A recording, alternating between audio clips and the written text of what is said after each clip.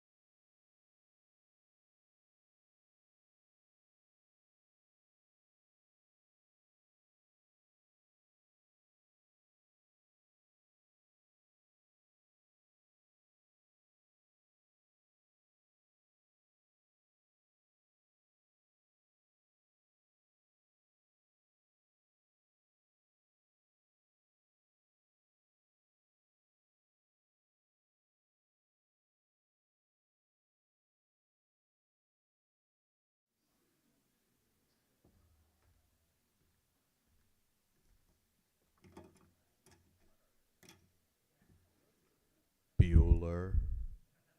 Bueller. Good to see you guys. I'm Charles DeBoard. I've got a paper. I'm going to read this paper, and then I'm very interested to talk with you if you see fit to do that. It's wonderful to see everybody here. I am grateful. Sorry for those of you who are here under compulsion, but then again, there are snacks. So, we count our blessings where we can. I just wanted to take a moment to remember Mike Kelker. Mike Kelker is the professor of English who was the leading light for Democracy Days, which began 25 years ago. This was his brainchild. He cared so much about it, a wonderful giving spirit, was just always welcoming, placed, I don't know, we have great professors at this college. I'm not one of them, and so maybe that's why Michael placed far more trust in me than he ever should have, letting me get up here and do the thing. And so Michael's gone now, but this is his conference. This will always be his conference, and so very thankful to Michael and the inspiration that he continues to provide. I've got, like I said, a paper I want to read. I'll get right to that now. Honey? My mother was on the other end of the call. Hey, Mama, how are you? Well, to tell you the truth, something has come up, and I'm not really sure what to do next. The comedian Jerry Seinfeld had a bit about this sort of conversation with one's mother. She vaguely indicates that something irregular is going on, but you're left hanging concerning specifics. Is the cancer terminal, or did the neighbor's kid get into Brown? I ask, what's going on? A tornado has hit my home. All the windows are blown out. There's glass and debris everywhere. I'll be over in 5 minutes. An hour later, having wound through alleys and back streets on the most circuitous route imaginable due to frozen traffic, police blockades, and massive uprooted pin oaks lying across major roads, I arrived at my mother's home at the central west end of St. Louis. For reference, I live on the east side of Richmond Heights. It's only a slight exaggeration to say that a good ball player could hit a line drive from my house that might land on her doorstep. My neighborhood, which is full of old trees, had a few branches blown down. Hers was a war zone. In the aftermath of the St. Louis windstorm of 2025, the question arose, predictable, uncomfortable, and as unavoidable as heat off a city parking lot. Who's supposed to be paying for this? Early in June, the Missouri House of Representatives led the way, approving $125 million in funds. $125 million. That's a lot of money. Reflecting on the fact that it barely put a dent in the cost of repairs can begin to give you a sense of the magnitude of this particular storm. And that is not a shot at the state legislature. According to the St. Louis Post-Dispatch, the usual expectation in cases of disaster relief like these is that the state of Missouri will provide about 10% of the tab. The rest is paid in part by the city, but 75 cents out of every dollar of disaster relief comes from the federal government. World being as it is, St. Louis is not the only hard case out there. Last month, United Nations Secretary General Antonio Guterres declared that the famine in Gaza is a failure of humanity. Here again, many are looking for the United States to play a role in funding relief. It has. Earlier this summer, the State Department approved $30 million to be paid to an Israeli-backed organization. The Gaza Strip's about 5 times the size of the city of St. Louis, the greater St. Louis area, in fact, with about 5 times the population. The U.S. is offering less than a quarter of what the state of Missouri approved for St. Louis, and that was supposed to cover only about a tenth of what's needed around here. Should the United States be doing more for the starving residents of Gaza? Or should it be doing anything at all?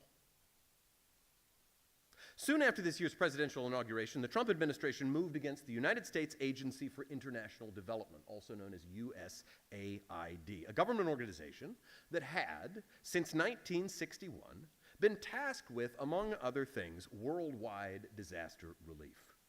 This decision was met by consternation by many both within the United States and abroad, but not everybody was sad to see the agency go. Some administration officials accused the organization of being partisan or even Marxist.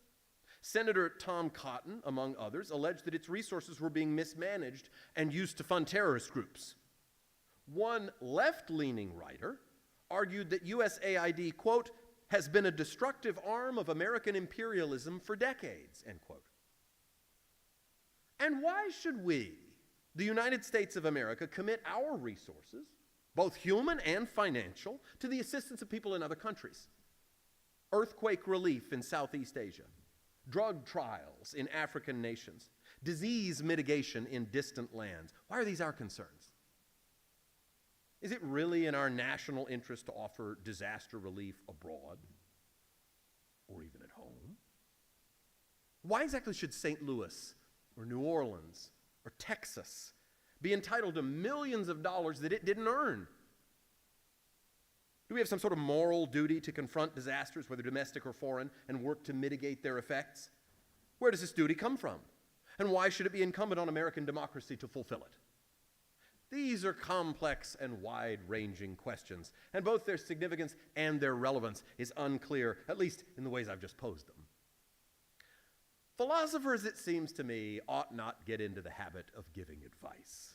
This is especially true in the case of massively important geopolitical questions or locally pressing concerns that have arisen suddenly and require focused, factually informed attention. Philosophers sit around and think about concepts.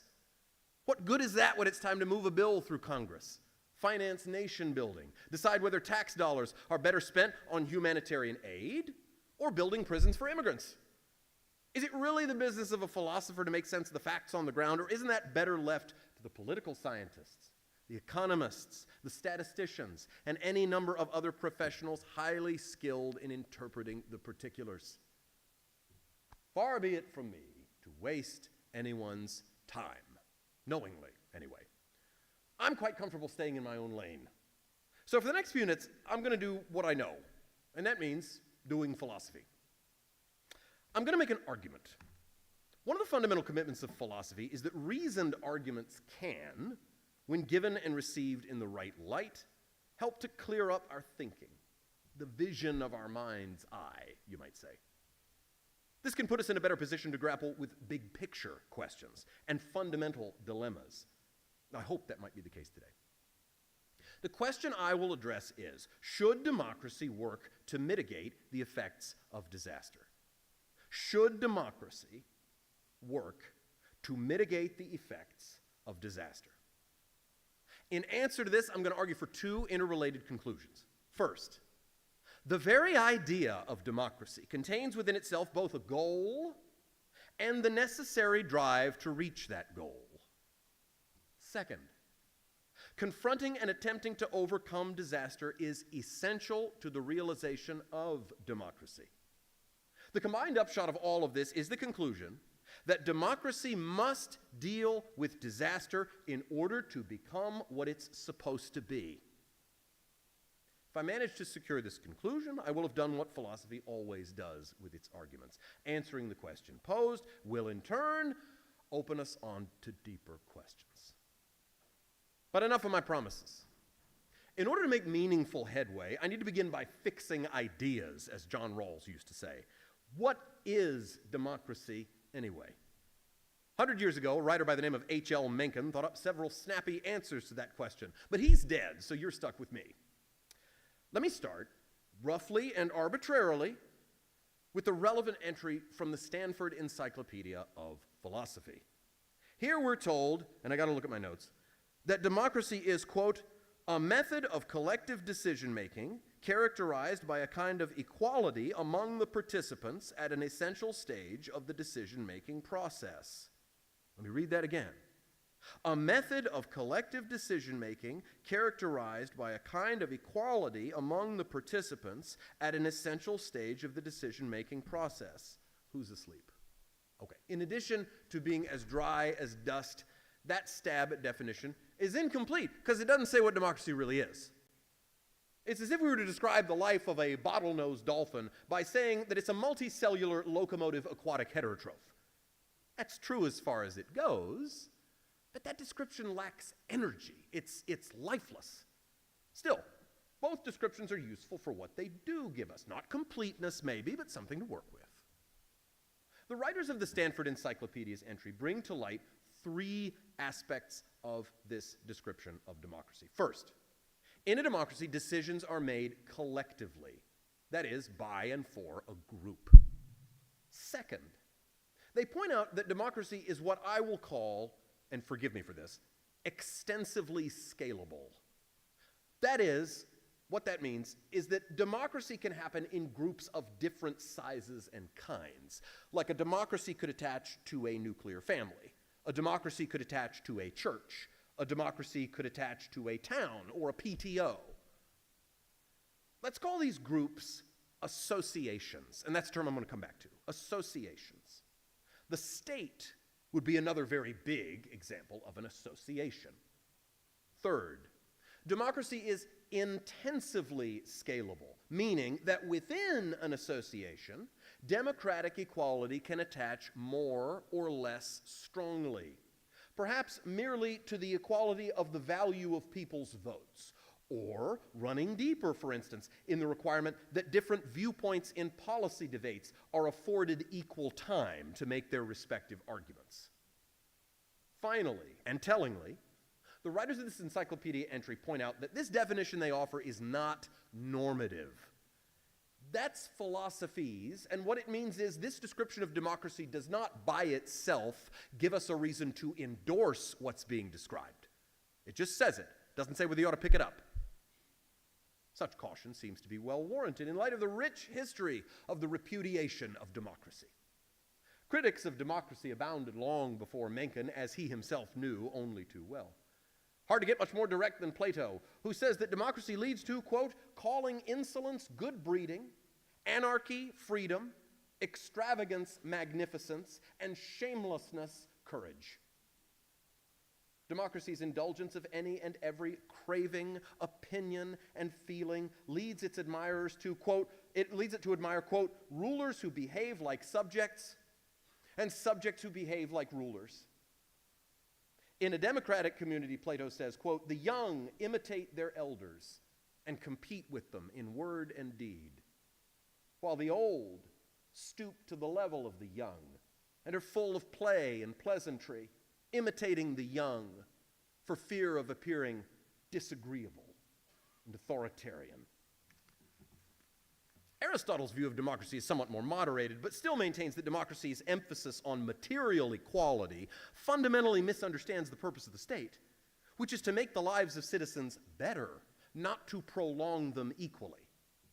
He thinks that while democracy in some forms may be a viable form of government, though it's never the best, democracies in which the people pay more attention to talking heads than they do to the law are communities in which, quote, the decrees of the common people correspond to the edicts of the tyrant. A society, since it ignores the law, isn't actually a constitutionally governed state at all. Modern philosophers, since Hobbes, have rejected democracy because of its alleged weakness, its mediocrity, its vulnerability to greed and ambition. In point of fact, as long as the question has been considered, there's never been a shortage of arguments for the inefficacy, the undesirability, the vicious chaos of the democratic form of government. Why democracy indeed? The Stanford Encyclopedia's entries discussion of this question in that the authors distinguish what they call instrumentalism, in other words, the view that democracy is good because it gets us something else, from non-instrumentalism, which is the view that something about democracy is good in and of itself. An instrumentalist might favor democracy because he thinks it's conducive to fair laws being made, or because it leads to moral respect among persons, or because it fosters a strong economy. Here again, though, whether or not he can successfully argue that democracy brings about any of these happy consequences, the instrumentalist still hasn't told us what democracy is really all about. It's sort of like advising somebody to go to college because there's a good chance she'll meet her future spouse there. Maybe. Even if that's true, though, it's hard to see marriage as the point of college. After all, the prospective student might meet the love of her life somewhere else. Just so, democracy may make the economy hum, but so might other forms of government. We get closer to the heart of the matter with so-called non-instrumentalist arguments for democracy. This term catches all views that hold democracy to be intrinsically good because of something about its very nature, such as equal treatment of people or the prioritization of freedom. Now, it's worth noting here that not all arguments in favor of democracy neatly fall into either the instrumentalist or the non-instrumentalist basket. John Rawls, for example, to mention him a second time, famously contends that democratic equality is the best system for realizing social justice. But is this because democracy is intrinsically just, or simply because it happens to be the most conducive to justice? In any event, I wish to point out an intrinsic feature of democracy that may also amount to a reason for endorsing it. I will also argue that this intrinsic feature of democracy has direct implications for the way a democracy responds to disaster. The word democracy literally means rule by the people. If someone were to ask, well, why people and not person? The answer would strike us as obvious. Because banding together is what people do to make life go better. We've known this for quite a long time. Over 2,000 years ago, Aristotle took it for granted that anyone who lives best in isolation is either a beast or a god, not a human being.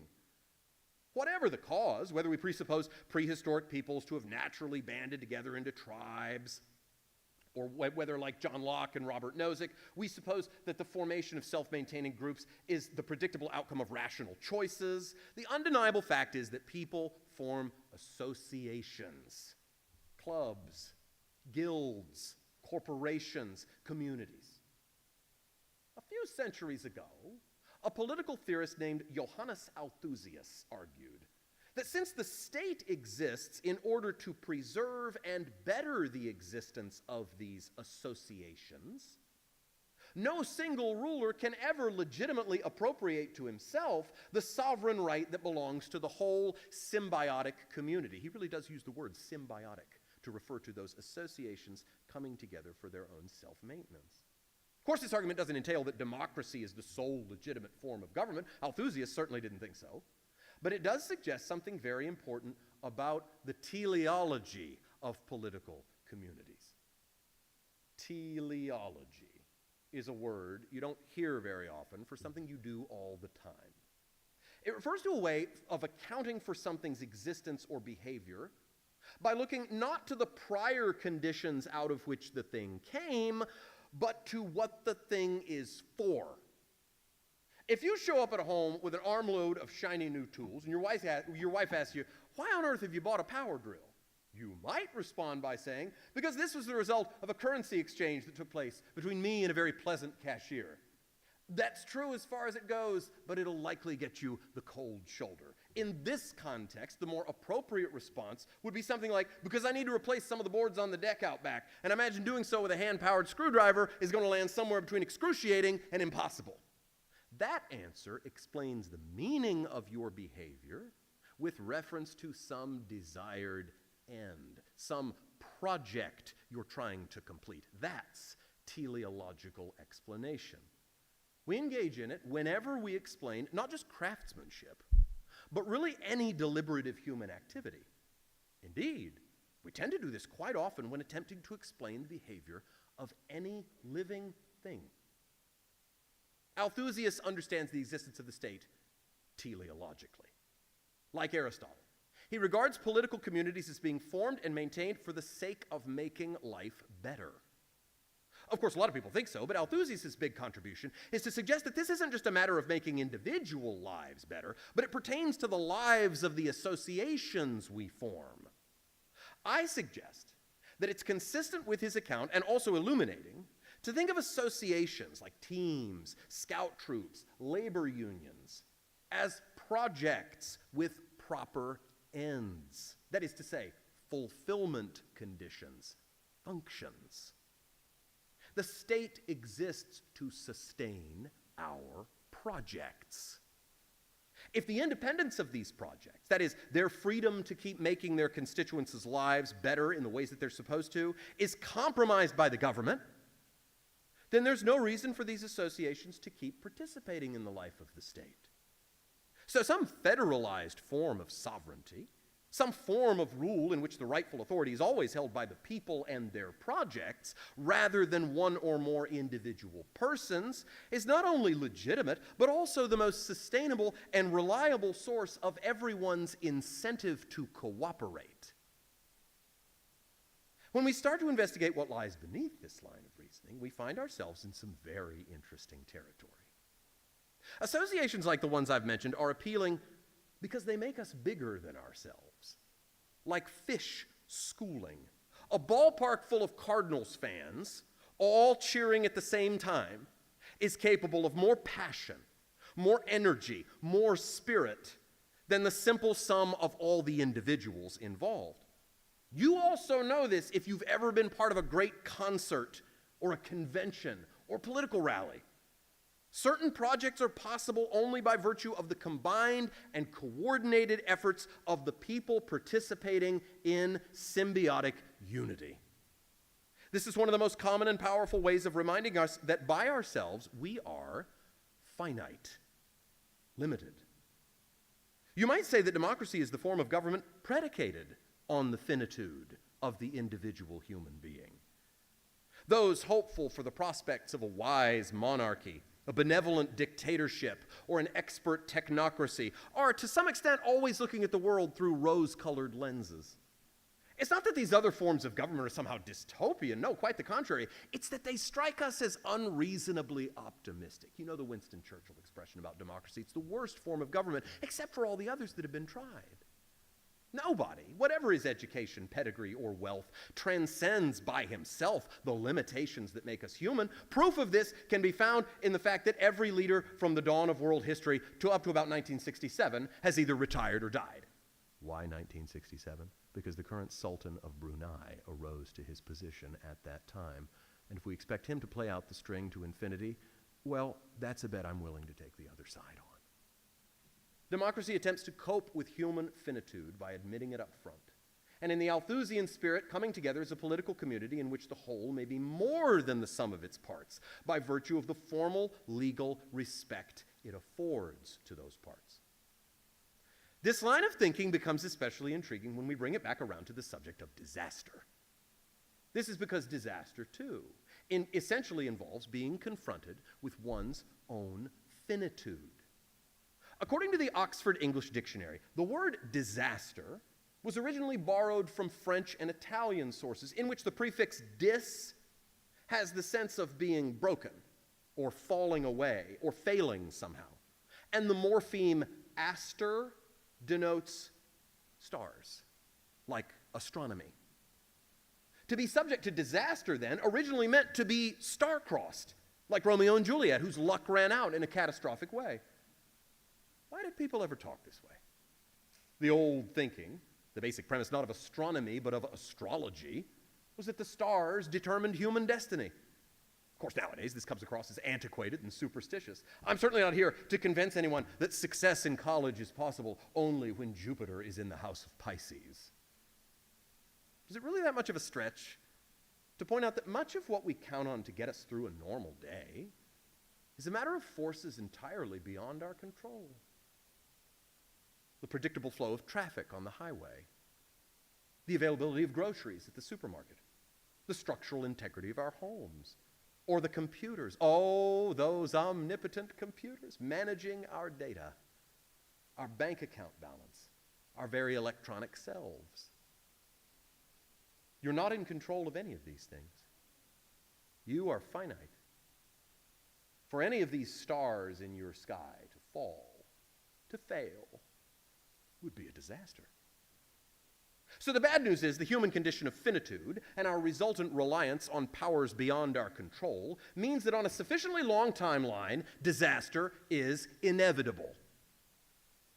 But the bad news isn't all the news. Confronting the failure of what used to sustain us and our projects can lead to meaningful reform. The Protestant Reformation was motivated in large part by the failures of several popes, and the scientific revolution, that of stagnated models of nature and mind. The stock market crash of 1929 led directly to the Glass-Steagall Act of 1933, which reformed the banking system in the United States. Probably the most presently relevant instance of disaster-fired reform would be the failure of George III's colonial policies, leading to the Declaration of Independence, the American Revolution, and a formation of government of, by, and for the people. The logic of concepts is a funny thing. Aristotle was fond of observing that contraries are subjects of the same science, meaning essentially that when contemplating one member of a pair of opposites, the other is never far from view. The physics that deals with hot things also studies cold things. To master the art of loud music, one must also have an ear for soft sounds. Think of old Black Sabbath albums in which there's always those very soft tracks in addition to the real thumpers. The concept of the finite is, like these, not an idea that stands alone. For no sooner do we begin to grasp the concrete reality of the finite than we are confronted with the possibility of the unlimited, the infinite. The philosopher Georg Hegel spells this out in some detail. As it happens, his complex analysis of the logic of the concepts of finite and infinite bears rather interestingly on the question of democracy and disaster. Here, briefly, mercifully, is the gist. Any real finite thing, like this apple, is, because it is limited, always sharing the world with other finite things, right? Limitations can be conceived of like boundaries. There are boundaries on this apple, and then it inhabits the world with all this other stuff. This, by the way, is the reverse of a clever argument against the possibility of a physically infinite being. It goes like this. If such a being were to exist, there would be no room for anything else, and plainly there are other things, therefore such a being doesn't exist. As I was saying, finite things always exist among other things. And those other things put limits on how the apple is going to turn out. The apple grows on a tree that shares the nutrients and the water in the soil with other plants. The sun that reaches the apple tree may be partially blocked by other trees. The animals with which the apple shares the tree are hungry. All of this means that the apple is subject to external limitations that might cause it to turn out worse than it might have been, than it should have, according to its own internal nature. I'm looking at my apple right here, and there's just a couple of blemishes. I'm so hungry that I don't really care, but they're there. And in the perfect apple, the one that's drawn in the Audubon guide, the one that appears in the textbook or the Google search when you go looking for apple, it doesn't have these blemishes. So it is with all finite things, Hegel argues. External limitations, buffeted as they are by the winds of chance, stand opposed to the thing's inner nature, the nature that represents what the apple ought to be, but never really will be, just because the apple is finite. This ought, the apple's apparently unattainable inner essence, is what the apple would be if it could get beyond the limitations of its finite circumstances, if it had perfect supplies of water, of sunlight, of nutrients in the soil, if it were completely undisturbed by bugs and worms and birds and so on and so forth. But it's precisely in getting beyond the finite that the infinite begins. The trouble with this inner nature, the ideal apple, the essence of the apple, is that it can never be. But isn't that also a limitation? If so, then the apple is twice finite. Once in respect to what it happens to be, deformed, blemished, worm-eaten, and so on. And then again with respect to the restriction on the realization of the apple it ought to be. Because when we say that the apple ought to be thus in such a way, but it never will be, that never is a limitation.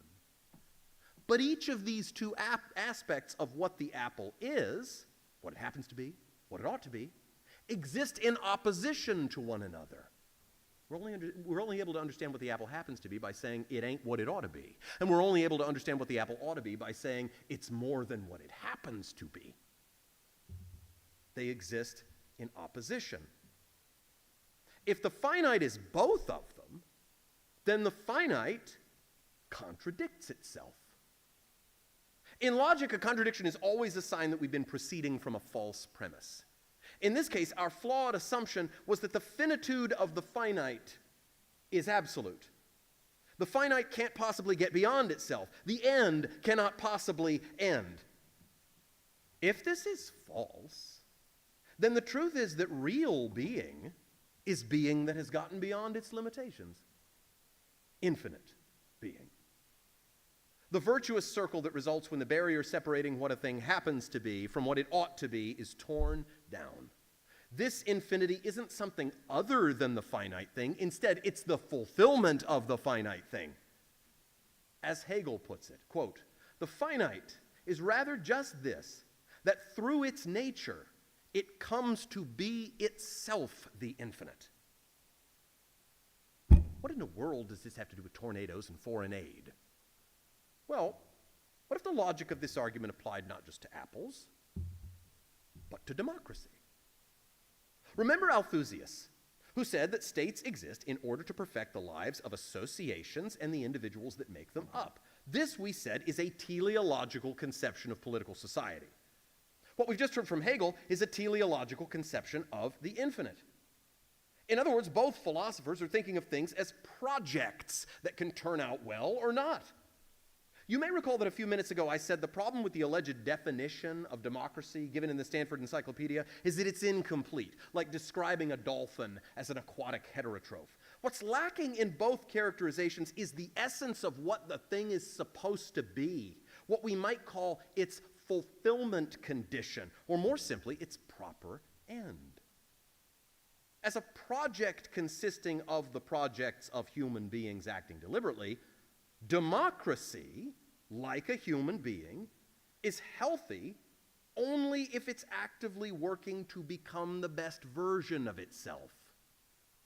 Now, as I've emphasized with respect to both democracy and disaster, human beings are finite creatures. It is in their associations that they attempt to overcome their limitations as individuals. But these associations, too, are finite projects. The family outgrows itself. Political rally disperses. You graduate from college. On the Althusian view, the state is, so to speak, a project of projects. The political community in which all of our other associations are supposed to be able to thrive. So the democratic state, even though at its best it makes possible a better life for citizens, is itself a finite institution grounded in the finitude of its parts. But the project of democracy is the realization of the infinite by bearing with and passing through the finite. Disaster, by contrast, is the essential reality of our limitations as human beings. To put it plainly, democracy is about making us as free as we can be. Disaster reminds us that we really aren't. We're always beholden to the limitations of our circumstances. But this is just the tension between what ought to be and what happens to be. This is the contradiction we witnessed a moment ago, set before us on an especially large scale. Hegel says that in the infinite, soul becomes itself by rising to the light of its own freedom. The promise of democracy is that if we are to be our best selves, we must begin by acknowledging the limits on all of us. Hegel's argument shows us that the contradiction between democracy and disaster is an occasion, an opportunity for the light of infinity to break through. When the fell clutch of circumstances is overcome by the virtue of the collective action of our associations, we prove the truth of our infinity on the face of the world. Because democracy is itself a project, we owe it to ourselves to try, despite the sacrifices this will require. If we succeed, then the state will have overcome human limitations and established itself as an infinite being. The truth of human life and human freedom.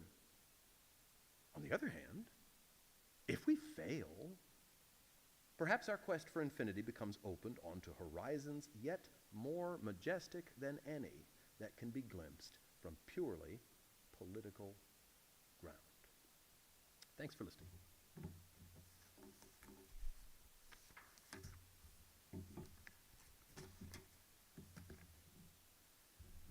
You're by no means obligated, but I'd love to hear it. Yeah, Richard, please. Charles is a philosopher. I, on the other hand, am a historian, so I have to process what he's saying in philosophy through history. Okay? In 1858, there is a debate between two Senate candidates in Illinois over the question of democracy and just what you were talking about. One of these guys is Stephen Douglas, and he argues put it to a vote. As long as the vote is free and fair, count all the votes, majority wins, what do you do with U.S. aid? Vote it up, vote it down, but put it to a vote for the people. The other guy is Abraham Lincoln. And Lincoln argues you have to consider the moral question of where you want to end up. Now, these two guys, Douglas and Lincoln, are talking about slavery. And Douglas says, put it to a vote it up, vote it down, be done with it. Lincoln says, you can't do that. You cannot put human rights to a vote. You have to worry about the end result, what kind of society you want to live in. Slavery is wrong. The democracy has to be a means to the end of getting rid of slavery. And so you have to consider then, is it the right thing, is USA the right thing to do? Is foreign aid the right thing to do? Is, if there's a tornado in St. Louis, is it the right thing to do to help these people? That's Lincoln's position. Okay? So that's what I'm getting from your talk. That's basically the debate. Do we just vote on this or vote it up and down, or do we consider the end result and where we want to end up? Yeah. That's what I'm getting out of your talk. Thank you, Richard, and brilliant. And I think that, this is why we have smart people. That it's that tension right there. That's the tension between the is and the ought. Lincoln is Douglas is saying it's the fact of the matter, and he knows, and you correct me if I'm wrong here. Douglas knows that to put it to an up or down vote at that time, in that place, may well result in the maintenance of the institution of slavery. Oh, absolutely, yeah. Lincoln is aware of the same.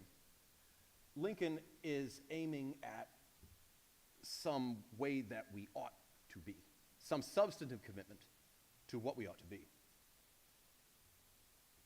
Part of the question that was unanswered here, not for the sake of its being uninteresting or irrelevant, but purely for the sake of time, even if this argument succeeds, which it may well not, does it apply to the United States of America? Are we the sort of institution that fits this best? And one of the things that it seems to me that Lincoln perceives in that moment is that the answer for him, the answer throughout the war, as I understand it, is not yet. Not yet. Not yet. That he knows when he gives, for instance, his second inaugural address, he knows that there's a lot of inertia against the continuance of the war. In 1864, a lot of blood has been shed. And Lincoln bites the bullet. He bites the bullet. He says, if every drop of blood drawn by the lash has to be paid for by another drawn by the sword, then still we should say, as it was said long ago, that the judgments of the Lord are good and righteous altogether.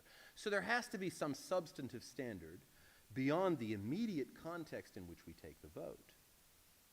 Where does that substantive standard come from?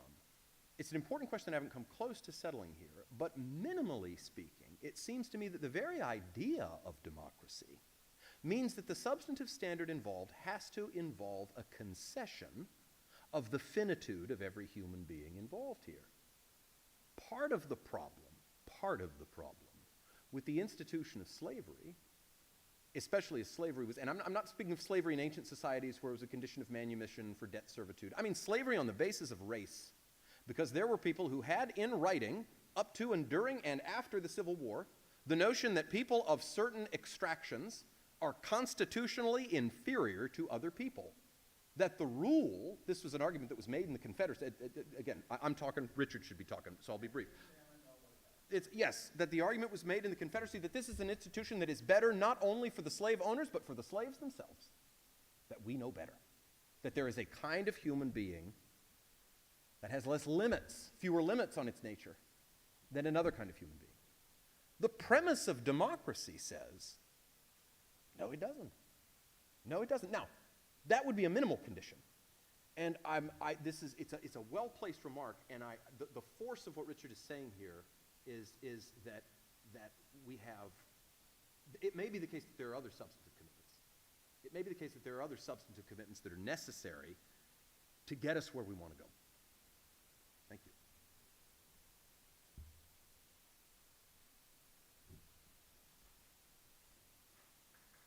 Oh, was that it? All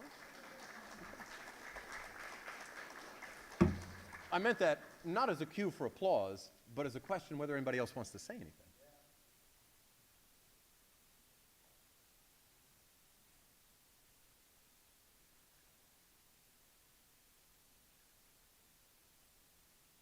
Well, enjoy the snacks. Thank you very much.